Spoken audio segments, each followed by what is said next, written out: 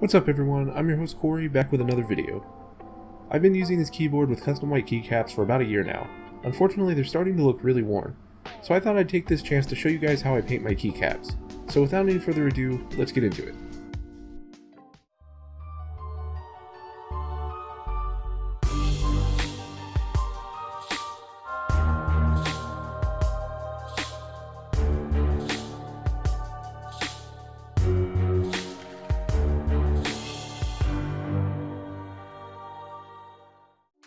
Before we get started, it should be noted that this modification is permanent, and probably voids your keyboard's warranty. I'm not responsible if you mess something up, so getting started, you'll need a can of spray paint. This can be any color you want, just make sure it works on plastic. It should say what material it's compatible with somewhere on the can.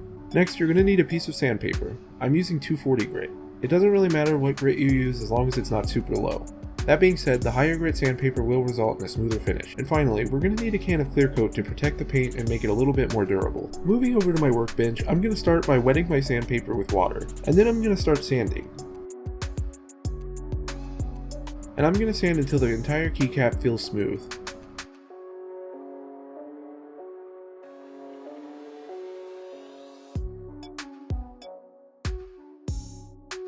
Once I've done this for all the keys, I'll wipe them off and then dry them to make sure there's no dust left over from sanding.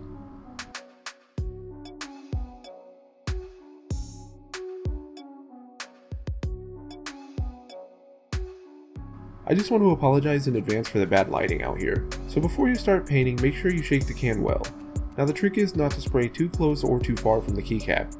The general rule is to spray about 6 inches away. Now we're just going to spray in a back and forth pattern on each side until the whole keycap is white, being careful not to spray too much, which will cause runs. Now let that dry for about an hour or two, and apply a second coat if needed. Let that dry, and then start spraying the clear coat. I wrote this script before doing this project only to realize I was out of clear coat, so I'm just going to skip this step.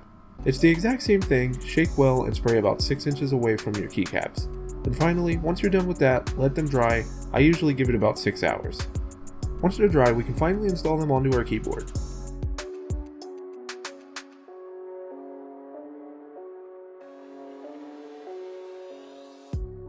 So that's it. Thanks a lot for watching. If you have any suggestions, let me know in the comments down below. If you liked the video, hit that button. And if you'd like to stay up to date with my videos, subscribe and hit the bell icon so you won't miss any future videos. Later.